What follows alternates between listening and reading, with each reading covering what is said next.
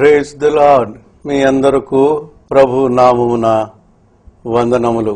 దేవుడు తన మితిలేని కృపచేత మరో దినాన్ని మనకు అనుగ్రహించి ఈ బైబిల్ స్టడీలో దేవుని వాక్యాన్ని ధ్యానించే కృప ఇచ్చినందుకై ప్రభువుకు మరొకసారి నేను వందనములు చెల్లిస్తున్నాను.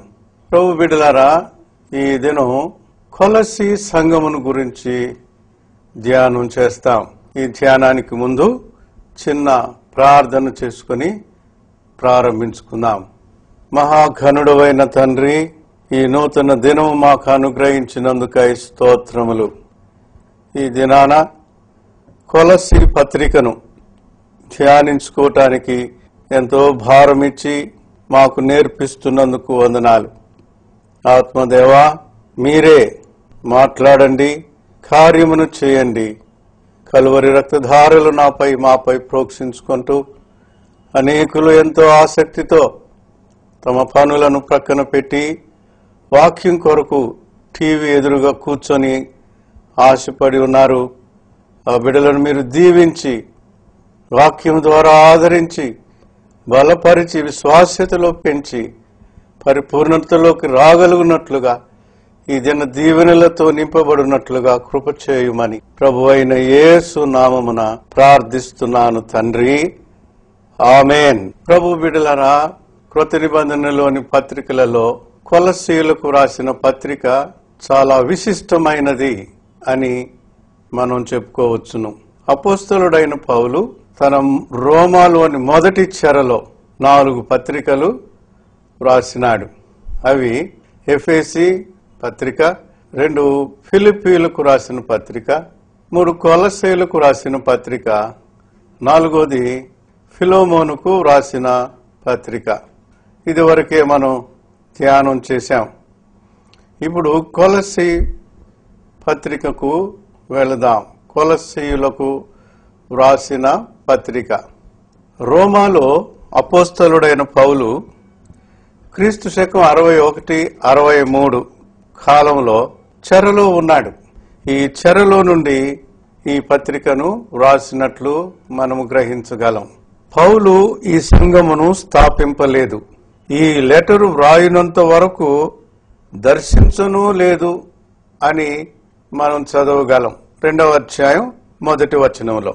కానీ 2వ మిషనరీ ప్రయాణములో అపోస్తలుల కార్యములు 16వ అధ్యాయం 6 నుండి 8 వరకు చదివితే వారు మూసియా దాటి వెళ్ళిరి అని వ్రాయబడి ఉంది.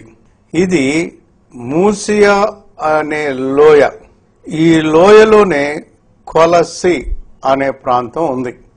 ఈ ప్రాంతంలో సంఘం ఎలా ఏర్పడింది అంటే, బహుశా పౌలు భక్తుని ప్రయాణంలో రక్షించబడిన ఎపఫ్రా కొలసి ప్రాంతమునకు సంబంధించిన వాడు కనుక ఎపఫ్రా ద్వారా ఈ సంఘము స్థాపింపబడింది. కొలసి పత్రిక 1వ అధ్యాయం 4 నుండి 7 వచనాల వరకు మనం చదివితే దీనిని మనం గ్రహించగలం. కనుక పౌలు తన ప్రయాణములో ఎఫెసీను కేంద్రంగా 3 సంవత్సరాలు ప్రయాసపడ్డాడు. ఈ సమయంలో కొలస్సీయుడైన ఎపఫ్రా ద్వారా సువార్త కొలస్సీకి చేరింది. సంఘము స్థాపించబడింది. ఈ సంఘములో అధిక భాగము అన్యులే.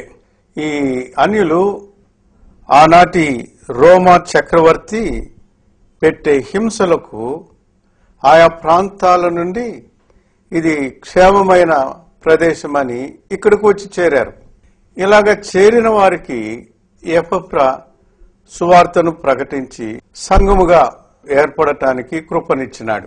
ఈ సంఘంలో అన్యులుగా వచ్చి చేరిన వారు అధికులు కాబట్టి వారి ద్వారా చాలా సమస్యలు ఏర్పడ్డాయి. ఆ సమస్యలలో ప్రధానమైనది ఏంటంటే 2 రకాలైన సమస్యలు కొలసి సంఘములో ఉన్నాయి. మొదటిది ఏంటంటే యూద మత ఆచారము వలన కలిగిన సమస్య. యూదుల పద్ధతులను బట్టి దాన్ని ఆ దినాలలో మిస్టిసిజం అన్నారు. మిస్టిసిజం అంటే ఏంటంటే యూదామత సిద్ధాంతములను బట్టి నిజమైన జ్ఞానము, విశ్వాసము, దేవుని జ్ఞానము మానవునిలో కలుగుతుంది. ఇది యూదా మత ఆచారముల వల్లనే కలుగుతుంది అని బోధించేవారు. మరి ముఖ్యంగా సున్నతి అనే ఆచారాన్ని తప్పక పాటించాలి అని చెప్పేవారు. ఈ యొక్క ఇజం పద్ధతిని మిస్టిసిజం అని అన్నారు. ఈ సంఘములో అనేకులు రక్షించబడిన యూదులు ఉన్నారు, అన్యులు ఉన్నారు. యూదులు ఏమంటారు? ధర్మశాస్త్రాన్ని పాటించాలి, తద్వారానే దైవ జ్ఞానం, పరలోకం అని చెప్తారు. మరి రక్షించబడిన వ్యక్తి యూద మతాచారాన్ని బట్టి రక్షించబడ్డా? యేసుక్రీస్తు ప్రభువారి శిలువ యాగమును బట్టి రక్షణ దొరికిందా అనేది ఈ రెంటికి మధ్య పోరాటం ఏర్పడింది. అనేకులు యూదులు ప్రాముఖ్యంగా ఈ అబద్ధ బోధని వారి యూద మతాన్ని బట్టి ముందుకు తెచ్చారు. దీనిని ఎదుర్కోవాల్సి వచ్చింది సంఘము నడిపించే ఎపఫ్రా దైవజనునికి. రెండవ సమస్య ఏంటంటే ఇది గ్రీకుల వలన కలిగింది. ఆ దినాలలో గ్రీకులకు నాస్టిసిజం అనే ఒక ఆచారం ఉండేది. ఈ నాస్టిసిజం ఏమని చెప్తుందంటే, దేవుని దగ్గర నుండి మాకు ప్రత్యేకమైన ప్రత్యక్షతలు ఉన్నాయి, మేము దైవాంశభూతులం, దేవదూతలతో కూడా కలిసేవారం, మేము పరలోకానికి వెళ్లి వాళ్ళని చూసొచ్చాం, అనేకులకు లేని జ్ఞానం మాకే ఉంది అని వారి జ్ఞానాన్ని బట్టి, జ్ఞానమును బట్టియే పరలోకం అని బోధించే తత్వం ఈ నాస్టిసిజం అంటే. దీనికి కారకులు ఎవరు అంటే గ్రీకుల ప్రభువును నమ్మి విశ్వాసులైన వాళ్ళు. విశ్వాసులయ్యారు, కానీ వారి వెనకటి తత్వంలో నుంచి మార్పులోనికి వాళ్ళు రాలేకపోయినారు. ఈ రెండు సమస్యల మధ్య సేవ చేస్తూ ఉన్న ఎపఫ్రా సతమతమైపోయాడు. ఏం చెప్పాలి వాళ్ళకి? కాబట్టి ఈ రెండు సమస్యలను తీసుకొచ్చి రోమా చెరలో ఉన్న తన ఆత్మీయ తండ్రి అయిన అపోస్తలుడైన పౌలుకు వివరించగా, పౌలు ఈ కొలస్సీ సంఘానికి ఈ పత్రిక వ్రాసినాడు. సంఘములోని యూదులారా, యూదా మతం నుండి రక్షించబడిన వారులారా, గ్రీకులారా, గ్రీకు ఆచారాల నుండి, సిద్ధాంతాల నుండి రక్షించబడిన వారులారా, మీరిరువురికి ఇదిగో ఇదే పత్రిక, ఈ పత్రికను నేను పంపుతున్నాను అని పత్రిక వ్రాసి తుకికు అనే దైవజనుని ద్వారా పంపినట్లు మనం చూడగలం. అప్పుడు సంఘంలో ఎపఫ్రాకు ఒక ఊరట లభించింది. నాకంటే గొప్ప దైవజనుడే ఈ మాటలు చెప్పాడు కనుక, సంగమా, ఇది దైవజనుని యొక్క సలహా, గద్దింపు, ఆత్మీయ ఎదుగుదలకు ఆయన మనకు ప్రాణం పోసినట్టుంది, ఇప్పుడు గ్రహించండి అని ఈ పత్రికను సంఘములో వివరించగా సంఘము మేలు పొందింది అని మనం గ్రహించాలి. కొలస్సీ సంఘం గతంలో మనం ఫిలోమోన్ గురించి వినేటప్పుడు మనం గ్రహించాము కదా. ఈ సంఘము ఫిలోమోన్ ఇంటిలో ఉంది. ఫిలోమోను ధనవంతుడు.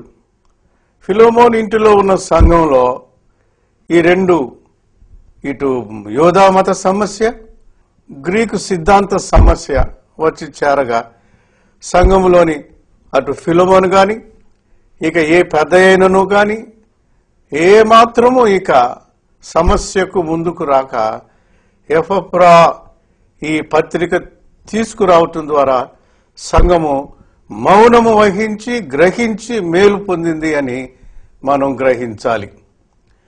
ఇప్పుడు అపోస్తలుడైన పౌలు ఈ కొలస్సీ పత్రికలో ఏమి రాశాడు? ఈ రెండు సమస్యలకు ఆయన ఇచ్చే సమాధానం ఏంటి? సంఘం ఇంత మౌనంగా అయిపోవటానికి ఆయన బోధలోని సత్యమేంటి? ఆయన బోధలో ప్రజలకు అంత భయం ఏర్పడటానికి గల కారణమేంటి అనేది మనం గమనించాలి. అది కొలస్సీ పత్రికలో ఉన్న నిగూఢమైన సత్యం. ఈ కొలస్సీలకు రాసిన పత్రికలో 4 అధ్యాయాలు ఉన్నాయి. దీన్ని అనాలిసిస్ అంటే విశ్లేషణ చేసి గాని మనం చదివితే మన సమయ హద్దుబాటులో 2 భాగాలుగా దీనిని విభజించి పూర్తి చేసుకోవటం సబబు అని తోస్తుంది. అది ఎలాగంటే ఈ కొలస్సీయులకు రాసిన పత్రికలోని ఈ 4 అధ్యాయాలలో మొదటి 2 అధ్యాయాలు ఏమని బోధిస్తున్నాయంటే విశ్వాసికి క్రీస్తు ఏమై ఉన్నాడు అనేది బోధిస్తున్నాయి. మిగిలిన 2 అధ్యాయాలు 3వ అధ్యాయం 4వ అధ్యాయం ఏమని బోధిస్తున్నాయి అనంటే క్రీస్తుకు విశ్వాసి ఏమై ఉన్నాడు అనేది బోధిస్తున్నాయి. అంటే ఈ 2 కూడా క్రీస్తుకు విశ్వాసి ఏమై ఉన్నాడు, విశ్వాసికి క్రీస్తు ఏమై ఉన్నాడు అనే ఇంటర్ రిలేషన్షిప్, క్రీస్తుకు విశ్వాసికి లేదా సంఘానికి ఉన్న అవినాభావ సంబంధాన్ని అపోస్తలుడైన పౌలు ఎంతో వివరంగా గంభీరంగా గ్రహించు రీతిగా ఆత్మీయ సత్యాన్ని బోధించాడు. ఆత్మదేవుడు ఆయనలో ఎంత గొప్పగా ప్రేరేపించేది రాశాడంటే ఆ దినాలలో గ్రీక్ ఫిలాసఫర్స్ తెచ్చిన సిద్ధాంతాలను కూడా పక్కన పెట్టి ఈ గంభీరమైన సత్యం నిజము అని నమ్మి సంఘం కట్టబడింది. ప్రభు బిడ్డలారా, ఇక్కడ కాసేపు ఆగుదామా? మనము చాలా చెడ్డ దినాల్లో ఉన్నాం, చివరి దినాలలో ఉన్నాం. ఎవరిని మృంగుదునా అని సాతానుడు తిరుగాడుతూ ఉన్నాడు అనేక రీతులుగా. ఆర్థిక పరిస్థితులేమి, సామాజిక పరిస్థితులేమి, అన్నిటికంటే ముఖ్యంగా సిద్ధాంతపరంగా ఉండే పరిస్థితులు, మతపరమైన పరిస్థితులు, వీటిల్లో చొరబడటానికి సాతానుడు ముందుకొస్తున్నాడు. చాలా అప్రమత్తంగా ఉండాలి ప్రియులారా. ఈ దినాలలో ఎన్నో బోధలు వస్తున్నాయి, కొత్త బోధలు వస్తున్నాయి. వాక్యానుసారము కాని సిద్ధాంతాలను తెస్తున్నారు, డినామినేషన్స్ ని ఏర్పాటు చేస్తున్నారు. చాలా బాధగా ఉంది ప్రియులారా. మనుషులు మారొచ్చు, మనుషుల మనస్తత్వాలు మారొచ్చు, ఆర్థిక స్థితిగతులను బట్టి పేదలు మహారాజులు కావచ్చు. కానీ పేదలు మహారాజులైనా గొప్ప వేదాంత పండితులైన దేవుని వాక్యం మారదు. అపోస్తలులు వేసిన పునాదిపై సంఘం కట్టబడాలి తప్ప ఆర్థిక స్థితిగతులను బట్టి ఏదో సహాయాలు పైనుంచి వచ్చి పడుతున్నాయి కాబట్టి మెరుగైన నాగరికమైన జీవితానికి వెళ్లాలని ఆశించే పరిస్థితులను బట్టి మోసపోకండి. దేవుని వాక్యం స్థిరమైనది. అపోస్తలులు వేసిన పునాది అది స్థిరమైనది. ఇక మీద కొత్త అపోస్తలులు మనకు అక్కర్లేదు. వేయబడిన పునాది తప్ప మరి ఒక పునాది వేయకూడదు అని దేవుని వాక్యంలో ఉంది. వారెవరైనాను కానీ నమ్మకండి. అపోస్తలులు వేశారు పునాదిని, బండ అయిన క్రీస్తు మీద వేశారు. ఆ బండ అయిన క్రీస్తు మీద సంఘం కట్టబడుతుంది. నా సంఘమును నేను కట్టుదును అన్నాడు ప్రభు అయిన యేసయ్య. ఏమండి, కట్టేవాడు ఆయన, నడిపేవాడు ఆయన, బోధించేవాడు ఆయన, ఆత్మ దేవునిగా సంఘాన్ని క్రమపరిచి సరిచేసేవాడు ఆయన. మనుషుల మేధస్సును బట్టి కాదు సంఘం నిలబడేది. ఇంకా చాలా చెప్పాలని ఉంది కానీ, ప్రస్తావించాలని ఉంది కానీ, పేరున చెప్పాలని ఉంది కానీ, ఈ పరిస్థితులలో ఈ ఎలక్ట్రానిక్ మీడియాలో అది చెప్తే బాగోదేమో అనే ఉద్దేశం చేత ఇంతవరకు నేను ఆపుతున్నాను. ప్రభు బిడ్డలారా, దేవుని సంఘములో వేయబడిన పునాదిపై ఆత్మదేవుడు దర్శించి రక్షించి ఆకర్షించి మనలను ఆత్మీయంగా పెంచుతున్న ఆ పెంపకంలోనే పెరగాలి తప్ప మనుష్యులను బట్టి కాదండి. ఆర్థిక స్థితి స్తోమతులకు ఆకర్షణకు వెళ్ళకండి. ప్రభు మనల్ని విడిచిపెట్టడు. మనం ఎంత పడిపోయినా లేస్తాం. ఎంత దీన స్థితిలో ఏమీ లేని వారమైనను మనం సమస్తము కలిగిన వారము. కొరింథీయులకు రాస్తాడు కదా అపోస్తలుడైన పౌలు తన 2వ పత్రిక 6వ అధ్యాయం 10వ వచనంలో, ఏమీ లేని వారమైనను సమస్తము కలిగిన వారము. ఆయన సమృద్ధిని బట్టి మనం ప్రభువును బట్టి, ప్రభువు వేసిన ఆ పునాదిని బట్టి నా సంఘమును నేను కట్టుదును. పేతురు, నీవు రాయివి, ఈ బండ అనే నా అని తన వైపు చెప్పుకొని బండ అయిన క్రీస్తుపై రాయి అనబడే పేతురుతో సంఘాన్ని కట్టాడు. బండ క్రీస్తే, బండ మారదు, పునాది మారదు. నేను ఆపుతానండి. ఈ రెండు సిద్ధాంతాలు ఈ దినాలలో మనకు ఎన్నో పాఠాలు చెప్తున్నాయి. అది మిస్టిసిజం యూదుల నుండి రానియండి, నాస్టిసిజం గ్రీకుల నుండి రానియండి, ఇంకొక ఇజం రానియండి, పాంథియిజం అంటారు. పాంథియిజం అనేది హిందూయిజం పునాది. దాని నుంచి దేవుడు అన్నిట్లో ఉన్నాడు, అందరిలో ఉన్నాడని సృష్టి అంతటికీ దండం పెట్టే ఆ పాంథియిజం వల్ల అనేకులు దేవుడిని అటువైపు మళ్లించే ప్రమాదకర పరిస్థితుల్లో కూడా ఉన్నామని నేను హెచ్చరిస్తున్నాను.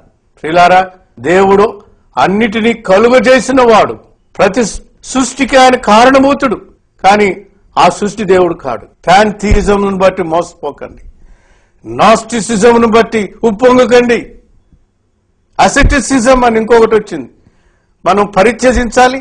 నిరాడంబరతలో, పేదరికంలో మనం అనేకులకు చూడటానికి మనం ఎన్నిక లేని వారుగా కనబడితేనే ప్రభు బిడ్డలము అనే అసెటిసిజం ప్రభు ఆ రీతిగా ఎక్కడ వాక్యంలో చెప్పలేదండి. ప్రభు బిడ్డలారా, నేను మనవి చేసి చెప్తున్నాను, చాలా ఇజమ్స్ ఉన్నాయి, చాలా ఇజమ్స్ ఉన్నాయి. ఏ ఇజంలో నిజం లేదండి. ప్రభు అయిన యేసు క్రీస్తు వారనే బండ మీద వేసిన పునాదిపై కట్టబడు విశ్వాసులం మనం. కాబట్టి ఈ పత్రిక భారంతో అపోస్తలుడైన పౌలు కొలస్సీయులకు ఈ పత్రికను రాసినాడు. 4 అధ్యాయాల్లో ఎంత విడమరచి సారమైన దానిని సారముగా పోసగుచ్చినట్టు కొలస్సీయులకే కాదు చెప్పింది ఆయన, నాకు మీకు కూడా చెప్పినాడు. మొదటి 2 అధ్యాయాలలో విశ్వాసికి క్రీస్తు ఏమై ఉన్నాడు, చివరి 2 అధ్యాయాలలో క్రీస్తుకు విశ్వాసి ఏమై ఉన్నాడు. ఈ రెండిటిని కాసింత మనం ప్రస్తావించుకొని ముగించుకుందాం. ప్రభు బిడ్డలారా, విశ్వాసికి క్రీస్తు ఏమై ఉన్నాడు 2 అధ్యాయాలు అన్నాం కదా. ఈ 2 అధ్యాయాలలో 2 మాటలు చెప్పి ముందుకు వెళ్ళిపోదాం. ఏంటంటే, సర్వ సృష్టికి ఆది సంభూతుడు, సంపూర్ణ సర్వోన్నతుడు అని మొదటి అధ్యాయం 15-16 వచనాల్లో మనం గమనించగలం. ఏమండి, ఏమై ఉన్నాడు క్రీస్తు? విశ్వాసికి క్రీస్తు ఏమై ఉన్నాడు? ఆయన ఆది సంభూతుడై, సంపూర్ణ సర్వోన్నతుడై, అంటే మానవులకే కాదు సర్వ సృష్టికి కారకుడు, కారణభూతుడు. ఆయన సర్వోన్నతుడు. ఆయనను ప్రశ్నించగలమా? ఆయన ప్రక్క మరొక ఇజంను తేగలమా? మరో మాట, విశ్వాసికి ఏమై ఉన్నాడు అనంటే 18వ వచనంలో రాస్తాడు, విశ్వాసుల కలయిక అయిన సంఘమునకు ఆయన శిరస్సు అయి ఉన్నాడు. మొదటి అధ్యాయంలో చెప్పే మాట ఏంటంటే, ఒక్క మాటలో మొదటి అధ్యాయాన్ని వివరించాలంటే, విశ్వాసికి క్రీస్తు శిరస్సు అయి ఉన్నాడు. విశ్వాసి కలిసిన సంఘమునకు ఆయన శిరస్సు అయి ఉన్నాడు. శిరస్సు ఏం చెప్తుందండి? అథారిటీ. శిరస్సు ఆజ్ఞాపిస్తేనే శరీరంలో ఏ అవయవమైనా పనిచేస్తుంది కదా. కాబట్టి ఆయన శిరసత్వము క్రింద ఉండండి, ఆయన ఆజ్ఞకు లోబడండి తప్ప మిగిలిన ఆకర్షణలకు పారిపోతే భయంకరమైన నష్టం, కష్టం. ఇది మొదటి అధ్యాయంలో ఉన్న మూలవాక్యం.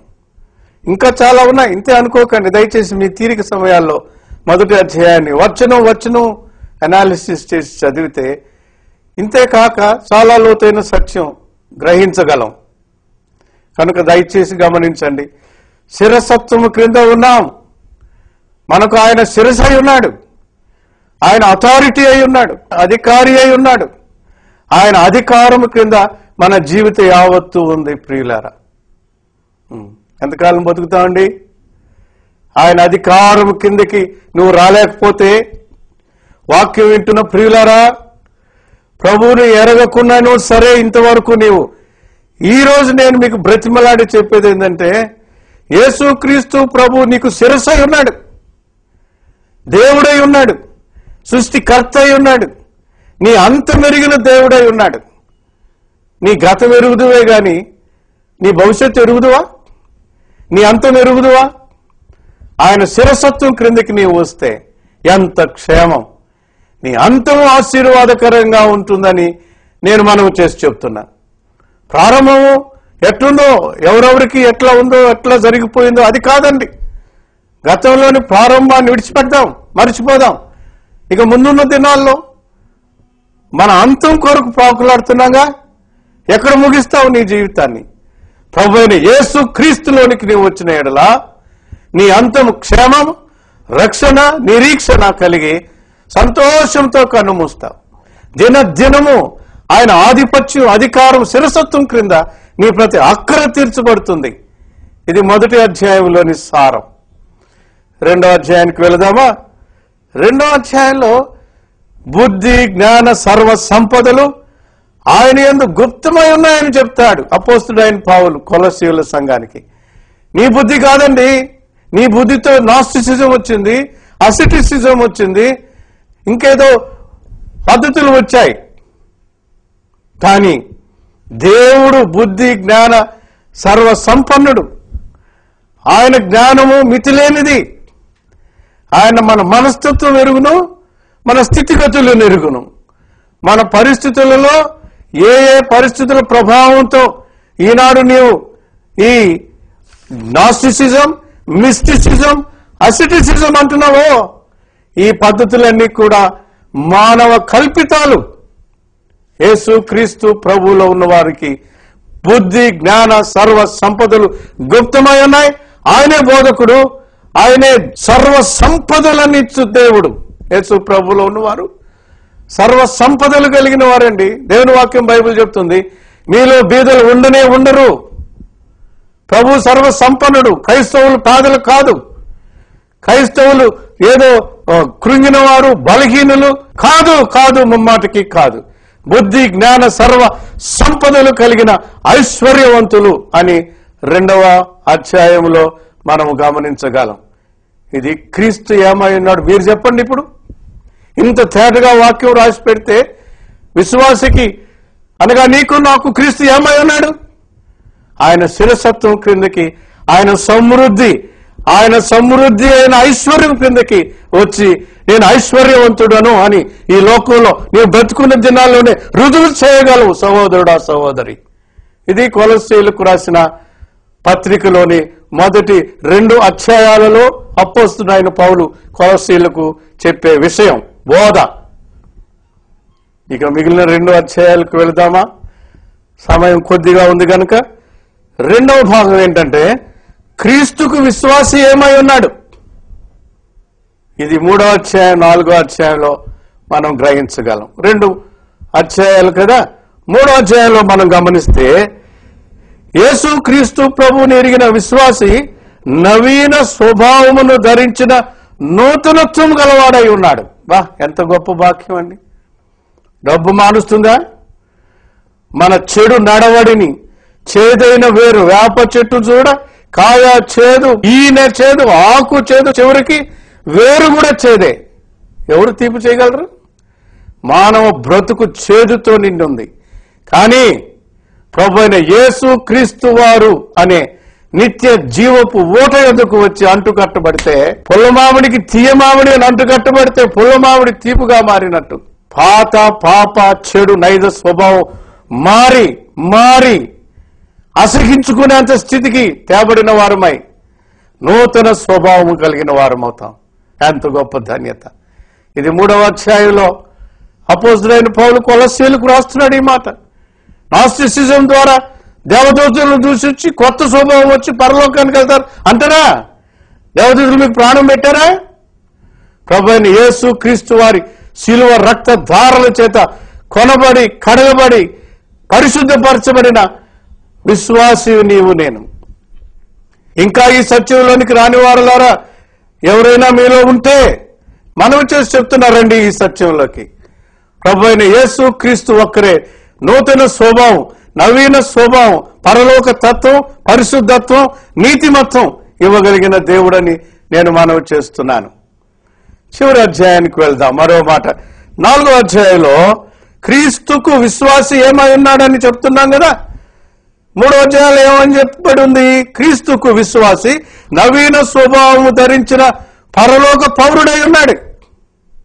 4వ అధ్యాయంలో క్రీస్తు మర్మమెరిగి తన స్వంత ఆలోచనలను ప్రక్కన పెట్టిని క్రీస్తును క్రీస్తుగా కలిగిన వారై ఉన్నారు.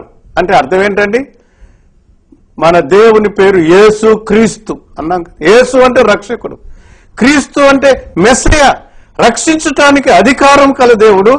రక్షించటానికి వచ్చి అధికారంతో పాపములు క్షమించటానికి ఆయన తన స్వరక్తమును కార్చి శిలువ యాగమై మరణమై తిరిగి లేచి పరలోకానికి వెళ్లి మన కొరకు మనల్ని బోధిస్తూ, మనల్ని క్రమపరుస్తూ, ఆత్మదేవుడుగా మనల్ని సిద్ధపరుస్తున్న దేవుడై ఉన్నాడు గనుక ఆయన మెస్సియా, అధికారం గల దేవుడు. ఆయన క్రీస్తుగా గ్రహించాలి. యేసుగా, యేసు బాబుని నమ్మానండి, అప్పుడప్పుడు దండం పెట్టుకుంటానండి, మా అమ్మ కూడా గుడికి పోతుంది సార్ అనేవాళ్ళు చాలా మంది ఉన్నారు.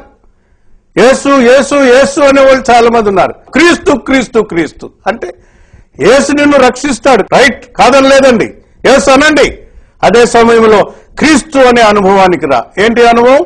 రక్షించిన యేసయ్య నాకు క్రీస్తు, నాకు అధికారి, నాకు ఆయన ఒక్కడే నా కొరకు ప్రాణం పెట్టిన దేవుడు కనుక ఆయన నాకు క్రీస్తు అయి ఉన్నాడు అని చెప్పు అంటానికే 4వ అధ్యాయాన్ని రాసినాడు అపోస్తలుడైన పౌలు. ప్రభు బిడ్డలారా, గమనించండి, ఎన్నో సత్యాలున్నాయి, ఎన్నో భారయుతమైన అంశాలున్నాయి. నాకు భారంగా ఉంది చెప్పాలని, సమయం అయిపోయింది, నేను ముగించాలి. ప్రభు అయిన యేసు క్రీస్తు ఆయన శిరసత్వం, సార్వభౌమాధిపత్యం, ఈజ్ ద సావరెన్ గాడ్. ఆయనకు మించిన దేవుడు, ఆయన స్థానంలో మరొక వ్యక్తి దేవుడు అంటే ఎంత అసహ్యంగా ఉందన్నమాట. ఇంత గొప్ప దేవుడు యేసు క్రీస్తు ప్రభుని పెట్టుకొని ఆయన కూడా అంటే మహాపాతకం, పాపం.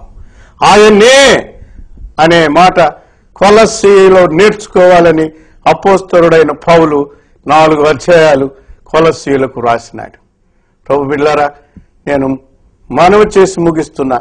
యేసు క్రీస్తు ప్రభు వారు మనకు సర్వాధికారి అయిన దేవుడు, శిరసైన దేవుడు, మన అంతమెరిగిన దేవుడు, పాపమును క్షమించగల దేవుడు. మరొక తత్వం, మరొక మతం, మరొక యుక్తి, వ్యక్తి ఏ మాత్రం ఆయన ఎదుట నిలువ నేరడు. ప్రతి మోకాలు ఆయన ఎదుట వంగే దినం రాబోతుంది కనుక ప్రభు అయిన యేసు క్రీస్తునందు విశ్వాసం ఉంచుము, అప్పుడు మీరును మీ ఇంటి వారు కూడా రక్షింపబడతారు.